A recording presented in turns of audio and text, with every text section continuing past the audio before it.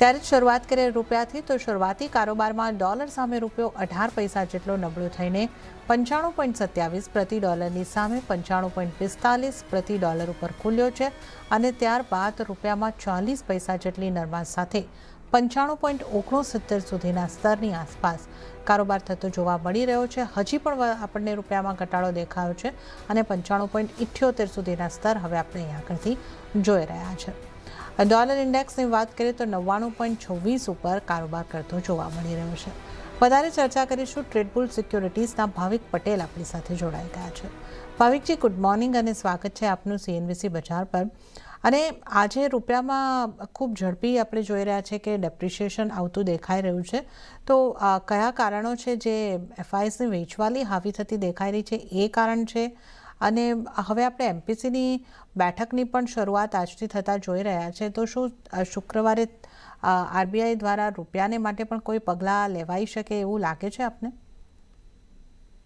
Good morning જર્નાજી। I think મને લાગે છે કે ફરીથી અગેન જે આપણે જે કોન્ફ્લિક્ટ વધી છે પાછી યુએસ ને ઈરાનની, એના લીધે જે ક્રૂડના પ્રાઇસીસ વધ્યા છે અગેન પ્રેશર જોવા મળી રહ્યું છે। સેકન્ડ આપણે જોઈ રહ્યા છે કે ઇક્વિટી માર્કેટમાં પણ FISનું જે સેલિંગ છે એ કન્ટિન્યુ રહી શકે છે। અને ત્રીજું જે તમે કીધું કે જે MPCની અત્યારના બેઠક સ્ટાર્ટ થઈ છે, તો ફ્રાઈડે માર્કેટને એક્સપેક્ટેશન છે કે RBIની પોલિસી જે છે અત્યારના તો સ્ટેટસ ક્વો જ હશે, બટ કોમેન્ટ્રી હોકિશ ડેફિનેટલી આવશે। દેટ મીન્સ કે આગળ જતા પણ રેટ કટના તો કોઈ ચાન્સીસ નથી। મે બી નેક્સ્ટ યર રેટ હાઇક નહીં થઈ શકે છે। અને એક બાર આઈ થિંક પોલિસી પહેલા ઇન્ટરવેન્શન જરૂરથી કરશે થોડુંક રૂપિયાને નીચે લાવવા માટે। બટ અગેન આપણે આજે જોઈએ છે કે 95.76ની આસપાસ ચાલી રહ્યું છે। અગેન લાઈફ ટાઈમ લોની નજીક જ છે 96ની। તો અત્યારના તો કોઈ પણ પરિબળો દેખાઈ નથી રહ્યા રૂપિયા માટે સ્ટ્રેન્થ। આઈ થિંક ઇન્ટરવેન્શન મે બી કરી શકે તેવા તો ન્યૂઝ પણ આવી રહ્યા છે કે ઇન્ડિયન સેન્ટ્રલ બેન્કે નિયરલી $12 બિલિયન સોનું જે છે એ વેચ્યું છે રૂપીને ટેકો આપવા માટે, એટલે ડોલર્સ બાય કરીને। But overall I think negative જ દેખાઈ રહ્યું છે આપણા રૂપિયા માટે અત્યારના, જ્યાં સુધી FISનું ઇન્ફ્લો નથી આવતું, એટલે કે જ્યાં સુધી ગવર્મેન્ટ જે છે એ નવા પગલાં નથી રહી ટેક્સ ઓછું કરતા નથી FIS ઉપર, ત્યાં સુધી મને લાગે છે કે ઇન્ફ્લો નહીં આવે અને ડોલર્સની જે ડિમાન્ડ જે છે આઉટફ્લો માટે કન્ટિન્યુ રહેશે। એટલે હું અહીંયાથી દેખાઈ નથી રહ્યું મને કે રૂપિયામાં કોઈ તેજી જોવા મળી શકે। મે બી આગળ એકવાર પોલિસી પતે છે RBIની, એના પછી આપણે 96.50 સુધીના પણ લેવલ જોવા મળી શકે। તો અત્યારના ઘટાડે બાયની રિકમેન્ડેશન છે। જ્યાં સુધી 95ની નીચે રૂપિયો નથી જતો ત્યાં સુધી એક્સપેક્ટ નથી કરતો કે કોઈ તેજી આવે। યસ, યર એન્ડ સુધીમાં આપણને ફરીથી 98 થી 100 રૂપીસ સુધી પણ જોવા મળી શકે છે। ઓકે, તો રૂપિયામાં ડેપ્રિશિએશન કન્ટિન્યુ થઈ શકે છે અને 95ની નીચે નથી રૂપિયો જતો ત્યાં સુધી આ નરમાશ તરફનું જ વલણ, અને યર એન્ડ સુધીમાં આપણે જે રીતે વાત કરી ભાવિકજીએ જણાવ્યું 98થી 100 રૂપિયા પ્રતિ ડોલર રૂપિયો પણ જતો દેખાઈ શકે છે। તો અશ્વિનજી, આપનો આભાર અમારી સાથે જોડાવા બદલ અને આ સમગ્ર મામલે ડિટેલ જાણકારી આપવા બદલ આપનો આભાર। ખૂબ ખૂબ આભાર બેન। અમે ઊંઝા APMC નો પણ આમાં આભાર માનીએ છીએ, કારણ કે ઊંઝા APMC પણ અમને આમાં ખૂબ જ સાથ સહકાર આપ્યો છે। જી અશ્વિનજી, અને અમારી સાથે જોડાવા બદલ, ચર્ચા કરવા બદલ આપનો આભાર। ત્યારે જ હવે આપણે કોમોડિટી લાઈવની અંદર આગળ વધીશું અને આપણી સાથે ભાવિક પટેલ જોડાયેલા છે।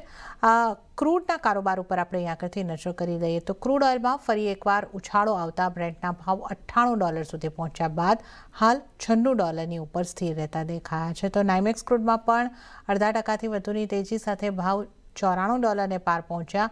અહીંયા એક તરફ US અને ઈરાન વચ્ચે ફરી તણાવ વધવાથી અને બીજી તરફ US ક્રૂડની ઇન્વેન્ટરીમાં ઘટાડો થવાની અસર પણ કિંમતો ઉપર જોવા મળી રહી છે।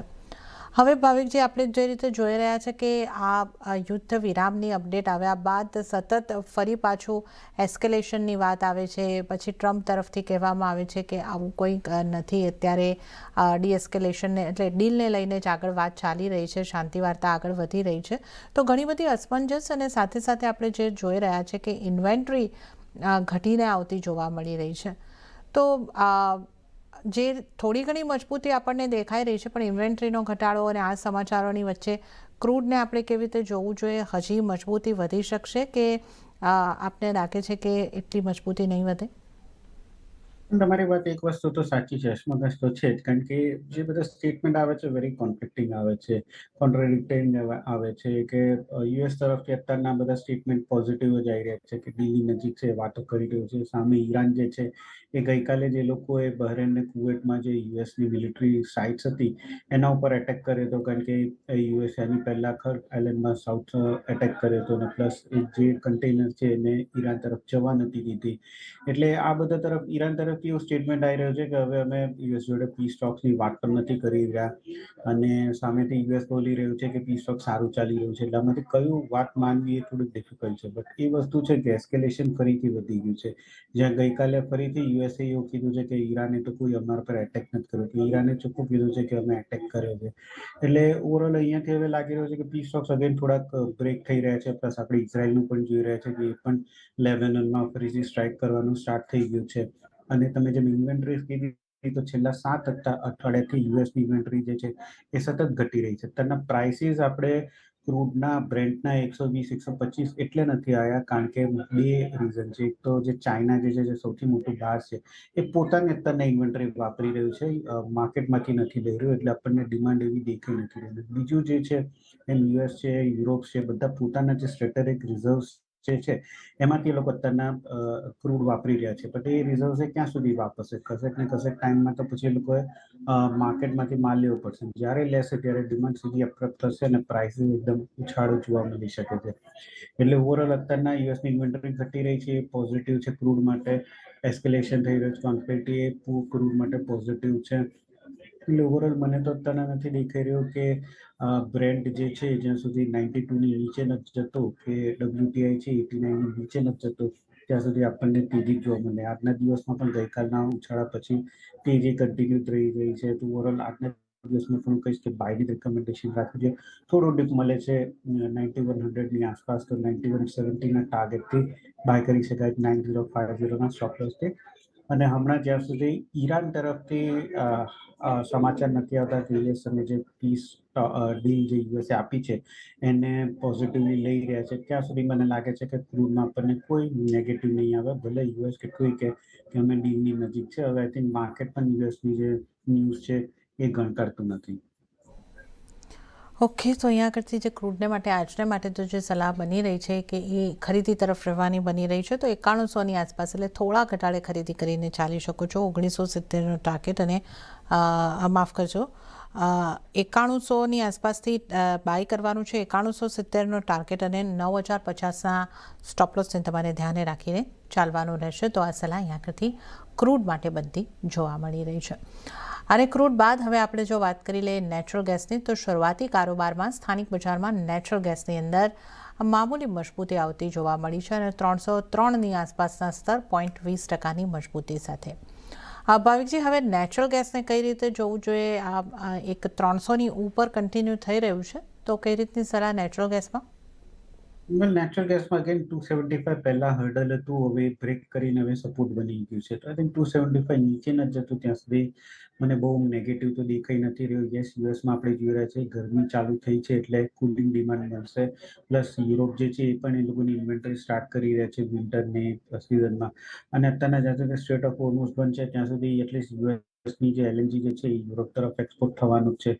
એટલે બહુ મોટો ઘટાડો થતા દેખાઈ નથી રહ્યો. અને પ્લસ જ્યાં સુધી ક્રૂડના પ્રાઇસીસ તેજી છે ત્યાં સુધી તો નેચરલ ગેસના પ્રાઇસીસ ઊંચા જ રહેવાના છે. ઓવરઓલ આજના દિવસમાં પણ 300ની આસપાસ આવે છે તો બાય કરીને ચાલી શકાય છે. 310નો ટાર્ગેટ રાખી શકાય છે, સ્ટોપ લોસ 295નો રાખી શકાય. ઓવરઓલ આજના દિવસમાં પણ નેચરલ ગેસમાં બાયની રિકમેન્ડેશન છે. ઓકે, તો નેચરલ ગેસ માટે પણ ખરીદી કરીને ચાલવાની સલાહ. 310નો ટાર્ગેટ અને 295ના સ્ટોપ લોસને ધ્યાને રાખીને ખરીદી કરીને ચાલી શકો છો.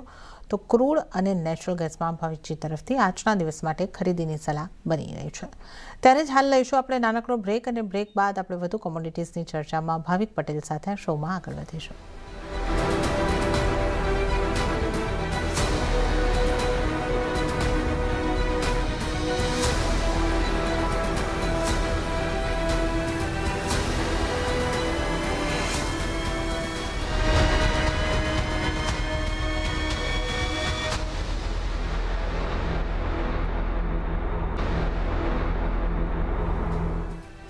બ્રેક બાદ કોમોડિટી લાઈવમાં આપનું સ્વાગત છે. અને આજે આપણી સાથે ભાવિક પટેલ જોડાયેલા છે. કોમોડિટીઝની વધુ ચર્ચા કરીશું.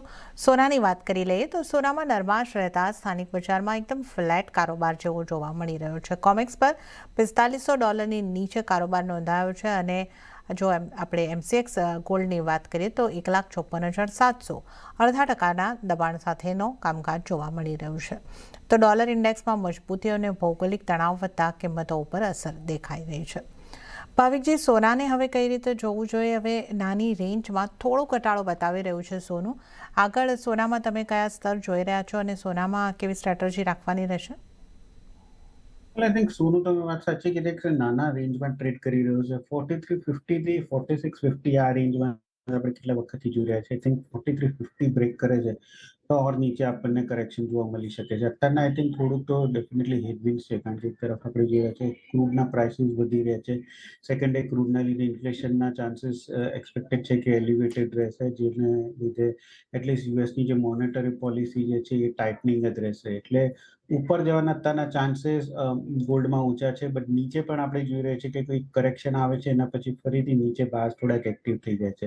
તો આજના દિવસમાં MCXમાં રૂપિયો વીક છે, એના લીધે ગોલ્ડ અને સિલ્વરમાં એટલું કરેક્શન નથી જેટલું ઇન્ટરનેશનલ માર્કેટમાં જોવા મળી રહ્યું છે. ઓવરઓલ મને લાગે છે કે આજના દિવસમાં ગોલ્ડ જે છે હજી પણ બાય કરી શકાય છે, કારણ કે રૂપિયો વીક છે અને સોનામાં એટલી ઇન્ટરનેશનલ માર્કેટમાં પણ 4350ની નીચે જ્યાં સુધી નથી જતો ત્યાં સુધી કોઈ મેજર બ્રેકડાઉન નથી. તો આજના દિવસમાં ગોલ્ડ મિની જે છે 1,56,000ની આસપાસ આવે છે ત્યારે બાય કરી શકાય છે. જુલાઈ કોન્ટ્રાક્ટ 157,000ના ટાર્ગેટથી અને 155,500નો સ્ટોપ લોસ રાખી શકાય. જ્યારે ચાંદીની વાત કરીએ તો આઈ થિંક ચાંદીમાં હજી પણ મને જે ટ્રેન્ડ જે છે થોડુંક ઓર નેગેટિવ દેખાઈ રહ્યું છે. તો ચાંદીમાં હું એવોઇડની જ રિકમેન્ડેશન આપીશ. સોનું જે છે એ બાય એન્ડ ડિપ્સની રિકમેન્ડેશન છે. ઓકે, તો સોના અને ચાંદી બંનેની ભાવિકજીએ આપણને વાત કરી છે. ચાંદીને અત્યારે અવોઇડ કરીને ચાલવાની સલાહ છે, પણ સોના માટે તમારા માટે સલાહ બની રહી છે. મિની કોન્ટ્રાક્ટની અંદર બાય કરીને ચાલી શકો છો 1,54,000. જુલાઈ મિની કોન્ટ્રાક્ટ ગોલ્ડનો 1,56,000ની આસપાસ બાય કરો. 1,57,000નો ટાર્ગેટ અને 1,55,500નો સ્ટોપ લોસ તમારે ધ્યાને રાખવાનો રહેશે. તો આ ગોલ્ડ માટે સલાહ બની રહી છે. હવે મેટલ્સની વાત કરી લઈએ તો શરૂઆતી કારોબારમાં સ્થાનિક બજારમાં બેઝ મેટલ્સ તરફથી મિશ્ર સંકેતો મળ્યા છે, પણ વૈશ્વિક બજારમાં કોપર ફ્યુચરમાં 2 સપ્તાહના ઉપલા સ્તરે કારોબાર સ્થિર થયો છે. અહીંયા ઓછી ગ્લોબલ સપ્લાય, મજબૂત માંગની આશાએ કિંમતોને સપોર્ટ મળી રહ્યો છે. પણ આજે આપણે જોઈએ તો કોપર MCX ઉપર લાલ નિશાનમાં છે. ભાવિકજી, મેટલ્સને કઈ રીતે જોવી જોઈએ? જે રીતે વૈશ્વિક બજારમાં કોપરમાં મજબૂતી, આપણે ત્યાં થોડું દબાણ છે અને એલ્યુમિનિયમ એક સારી મજબૂતી આપણને પાછલા સમયમાં દર્શાવી રહ્યું છે. આ વર્ષની શરૂઆતથી અત્યાર સુધી પણ સારી મજબૂતી બતાવી છે. તો કઈ રીતની આપની મેટલ્સમાં સલાહ રહેશે? મેટલ્સમાં તો લાગે છે કે આ વર્ષ તો હજી તેજી જ રહેવાની છે, કારણ કે સપ્લાય સાઇડ બહુ જ ક્રંચી દેખાઈ રહ્યો છે. સૌથી પહેલા કોપરની વાત કરીએ તો કોપરમાં આપણે જોઈ રહ્યા છે કે જ્યારથી સલ્ફ્યુરિક એસિડનું ચાઇનાએ બેન કર્યું છે એક્સપોર્ટનું, ત્યારથી આપણે જોઈ રહ્યા છે કે ઘણી બધી માઇન્સ છે સેન્ટ્રલ અમેરિકાના જે લોકો સલ્ફ્યુરિક એસિડ લેતા હોય છે કોપરને એક્સટ્રેક્ટ કરવા માટે, એ ત્યાં આઉટપુટ જે છે ઓછું થયું છે. ચીલી જે વર્લ્ડની સૌથી મોટું પ્રોડ્યુસિંગ કન્ટ્રી જે છે, એને આપણે એપ્રિલમાં જોયું કે 23 વર્ષના સૌથી ઓછામાં ઓછું પ્રોડક્શન એને કર્યું છે. એટલે એક તરફ આપણે જોઈએ છે સપ્લાય સાઈડ ઓછું, બીજી સાઈડ આપણે જોઈએ છે કે EV જે છે, ઇલેક્ટ્રિક વ્હીકલ્સ જે છે, સોલર પેનલ છે, જ્યાં કોપરને યુઝ થાય છે, તો ત્યાં ડિમાન્ડ હજી પણ સ્ટ્રોંગ જ છે. એટલે અહીંયાથી મને લાગે છે કે કોપર નિયર ટર્મ આપણને 1410, 1420 આરામથી જોવા મળે. ઇન્ટ્રાડે થોડું હજી પણ કરેક્શન આવે છે 1370ની આસપાસ, તો 1380ના ટાર્ગેટ માટે બાય કરી શકાય. 1365નો સ્ટોપ લોસ રાખી શકાય. એલ્યુમિનિયમમાં હજી પણ લાગી રહ્યું છે કે 405, 410નું લેવલ આવી શકે છે, કારણ કે મિડલ ઇસ્ટથી આપણે જોઈએ છીએ 9 to 10% બંધ છે. સેકન્ડ જે ચીલી જે છે, ગિની જે છે, એ લોકોએ બોક્સાઇટની એક્સપોર્ટ જે છે બંધ કર્યું છે. અને ચાઇનામાં આપણે જોઈ રહ્યું છે કે બોક્સાઇટ બહુ હેલ્પફુલ હોય છે એલ્યુમિનિયમ પ્રોસેસ કરવા માટે. એટલે ત્યાં પણ એક્સપેક્ટેડ છે કે સપ્લાય જે છે થોડુંક ઓછું થઈ શકે છે, ડિમાન્ડ જે છે સ્ટ્રોંગ છે. એટલે એલ્યુમિનિયમ પણ સેકન્ડ મારી ટોપિક રહેશે. 392ની આસપાસ બાય કરી શકાય છે. 398ના ટાર્ગેટથી 387નો સ્ટોપ લોસ રાખી શકાય. ટોટલ કોપર અને એલ્યુમિનિયમ હજી પણ સ્ટ્રોંગ દેખાઈ રહ્યું છે. ઓકે, તો કોપર અને એલ્યુમિનિયમ બંનેમાં ખરીદી કરીને ચાલવાની સલાહ. 1380ના ટાર્ગેટ માટે કોપરને તમે બાય કરીને ચાલી શકો છો અને એલ્યુમિનિયમમાં 398ના ટાર્ગેટ માટે ખરીદી કરીને ચાલી શકો છો. ત્યારે જ હવે એગ્રી કોમોડિટીઝ તરફ આગળ વધીએ અને એગ્રી કોમોડિટીઝના અત્યારના કામકાજ પર નજર કરીએ તો એક જીરાને બાદ કરતાં બાકીની તમામ એગ્રી કોમોડિટી લીલા નિશાનમાં ખરીદારી સાથે કારોબાર કરતી જોવા મળી રહી છે. ભાવિકજી, એગ્રી કોમોડિટીને તમે કઈ રીતે જોઈ રહ્યા છો? એક ગુવાર સીડ, ગુવાર ગમ, એમાં પણ એક 5% ઉપરની મજબૂતી દેખાઈ રહી છે અને મસાલા પેકમાં પણ મજબૂતી છે. જીરામાં દબાણ સાથેનું કામકાજ છે. તો આજે કઈ કોમોડિટી પર ધ્યાન રાખવાનું રહેશે? બિલકુલ, ગુવારમાં તો હજી પણ મને લાગે છે કે બહુ સારી આ વખતેનું તેજી રહેવાની છે. છેલ્લા 2 વર્ષના એકદમ નિગ્લિજિબલ રિટર્ન પછી તો ગુવારમાં અગેન મારો વ્યૂ બુલિશ જ છે. તો આજના દિવસમાં 59-50ની આસપાસ ચાલી રહ્યું છે. અહીંયા current market prices seed buy કરી શકાય છે 6000ના ટાર્ગેટથી અને 59.20નો સ્ટોપ લોસ રાખી શકાય. જીરામાં હું છેલ્લા કેટલાય વખતથી બેરિશ છું અને અગેન હું હજી પણ બેરિશ જ છું. ફંડામેન્ટલ્સ બહુ વીક છે. 19,300-400નો જો ઉછાળો મળે છે તો શોર્ટ કરી શકાય છે 18,800ના ટાર્ગેટથી અને 19,700નો સ્ટોપ લોસ રાખી શકાય છે. ધાણામાં આઈ થિંક જે તેજી પછી કરેક્શન આવવાનું તો આવી ચૂક્યું છે. હવે પ્રાઇસીસ બહુ સ્ટેડી થઈ ગઈ છે. તો ધાણામાં પણ હું બાયની જ રિકમેન્ડેશન આપીશ. 12,500ની આસપાસ આવે છે. 13,200ના ટાર્ગેટથી 12,200નો સ્ટોપ લોસ રાખી શકાય. તો રોલ બધી કોમોડિટીઝમાં તેજી છે. જીરા જે છે એમાં મને વીકનેસ દેખાઈ રહ્યું છે. તો જીરામાં જ ખાલી સેલ ઓન રાઇઝની રણનીતિ રાખવી જોઈએ. ઓકે, તો માત્ર જીરામાં સેલ ઓન રાઇઝની રણનીતિ રાખીને ચાલવાનું રહેશે. 18,800ના ટાર્ગેટ અને સ્ટોપ લોસ જે છે 19,700નો જીરા માટે ધ્યાને રાખવાનો રહેશે.